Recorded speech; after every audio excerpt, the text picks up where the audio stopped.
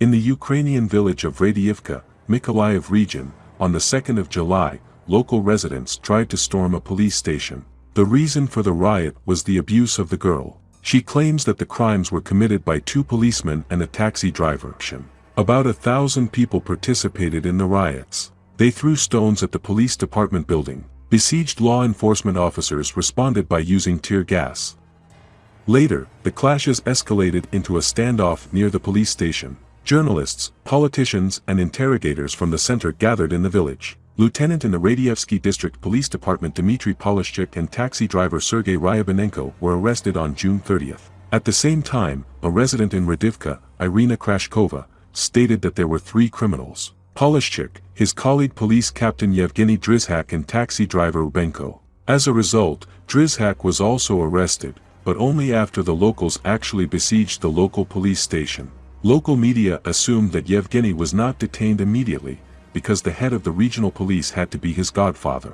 On the evening of Wednesday, the 3rd of July, 2013 year, the building of the police department of the village in Vradievka was not besieged by local residents for the first time in several days. Only reporters of Ukrainian TV channels strolled near the broken doors of the police station. Law enforcement officers washed the plastic doors and windows from the blood and took out the fragments with a laser. These windows were covered by the shields of the Berkut Special Forces for 2 days instead of glass. In the morning of the next day, a political rally organized by the Ukrainian opposition was to take place in Vradievka.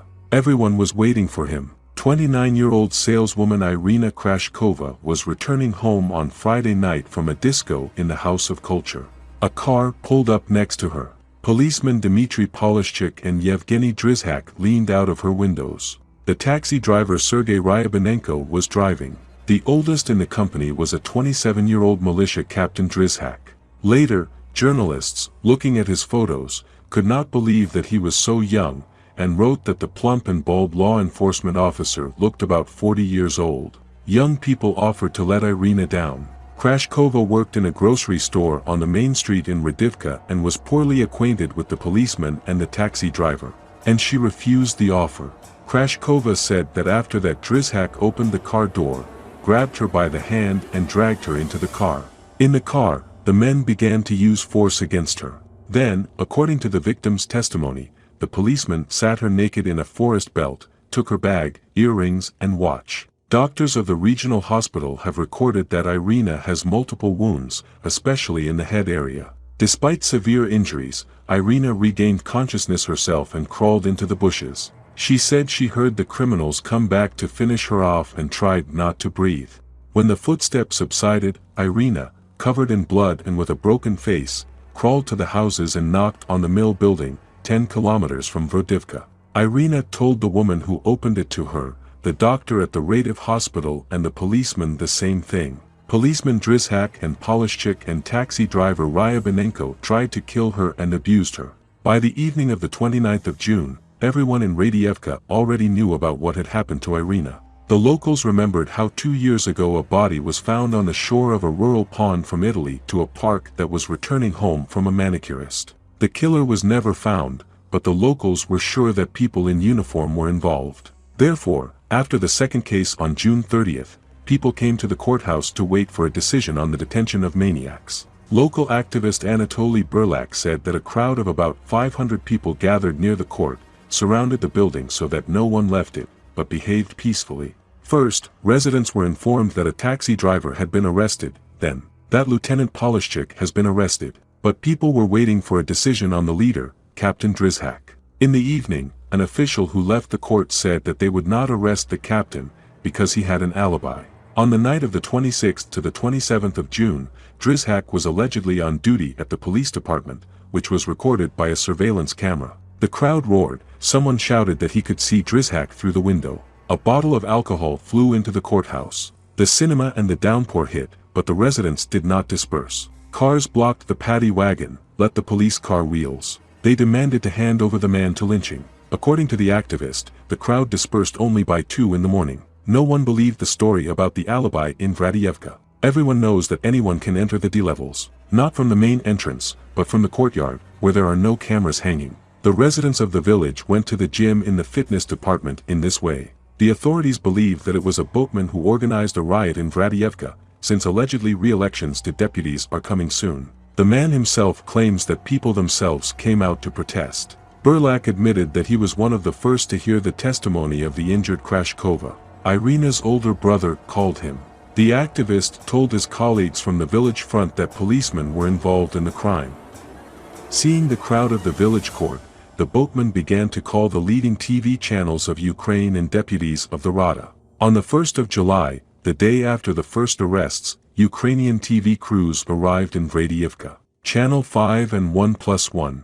On this day, residents gathered near the police department building, and there were already more than 1,000 people, including women with strollers and teenagers. The head of the police department, Police Lieutenant Colonel Vitaly Sinitsky, came out on the steps of the department and again stated that his captain had an alibi.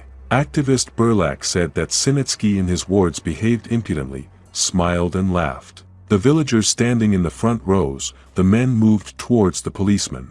The crowd knocked out windows from the building. The police immediately fired tear gas.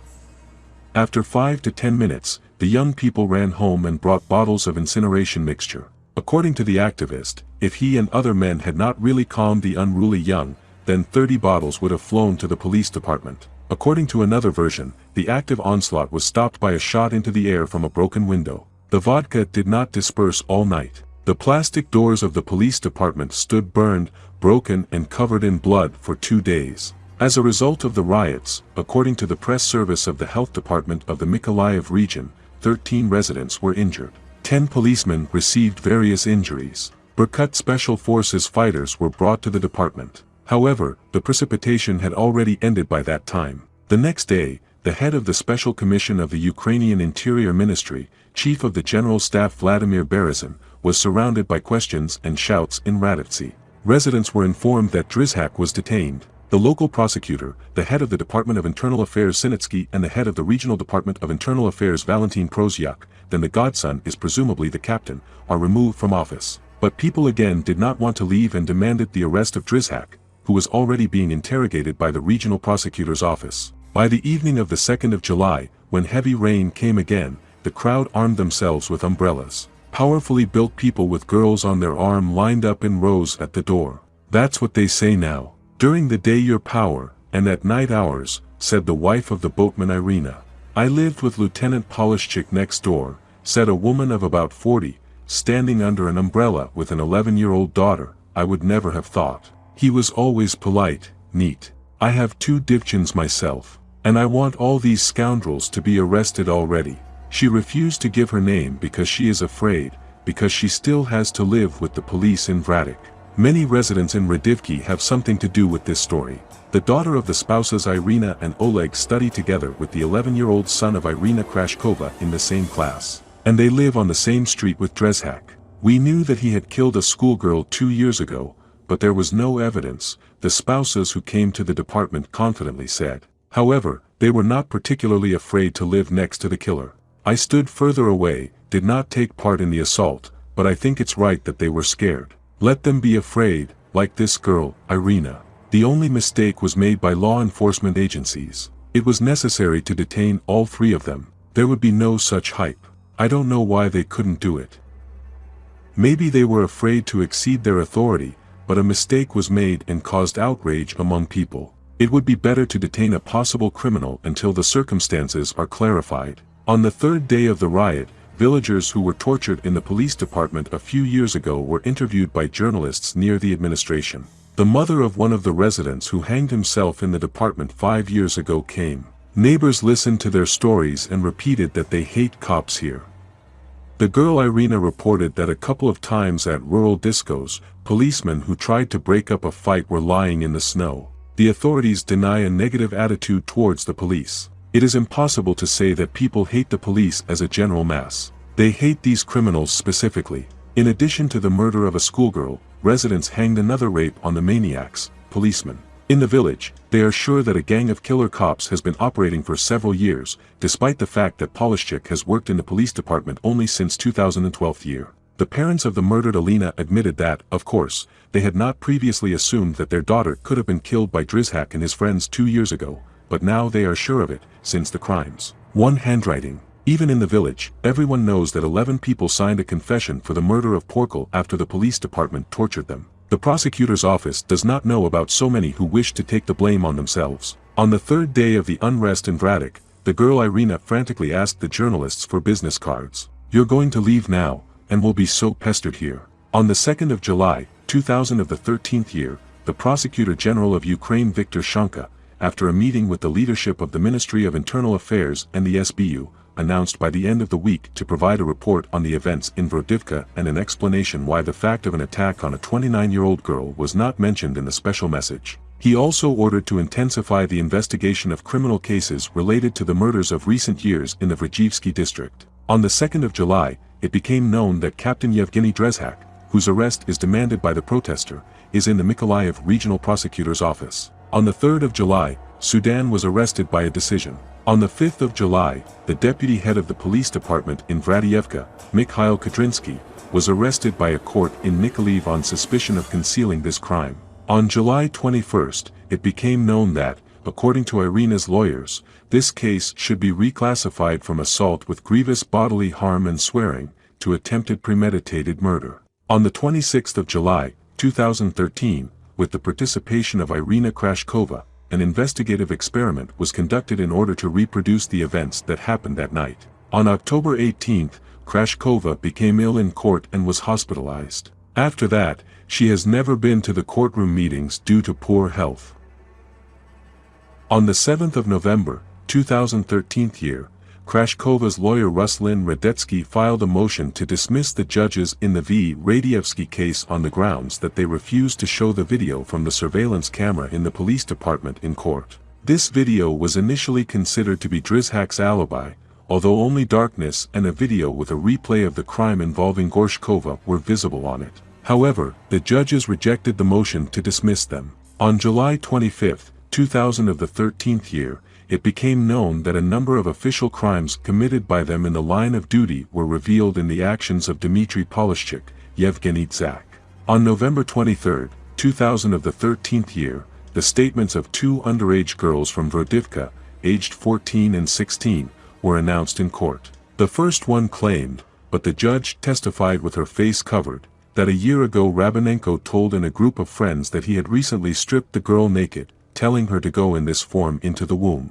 I heard this and began to tell him, "You are a fool, a mentally unhealthy person." He boiled up, knocked me to the floor and began kicking my kidneys. The girl lost consciousness from the blows. Rabinenko and his friends took her to the hospital and forbade her to complain to the police. The second one said that she somehow had a minor conflict with Rabinenko, and he kicked her hard, so that she could not walk for several days. However, the proctor refused to initiate proceedings against Rabinenko. According to these episodes, referring to the fact that about a year has passed since the commission of the crime in one case and about 11 months in the other. On November 23, 2000 of the 13th year, the Pervomaysky District Court of the Nikolaev region passed a verdict on the Vradievka case. Yevgeny Drozhak and Dmitry Polishchuk are each sentenced to 15 years in prison with complete confiscation of property, deprivation of the rank of captain and lieutenant, and a ban on working in law enforcement agencies for 3 years. They also have to pay each 150,000 hryvnias of moral compensation to Krashkova, and the three of them with the taxi driver Rabinenko paid 10,000 hryvnias for Krashkova's treatment. Sergei Rabinenko,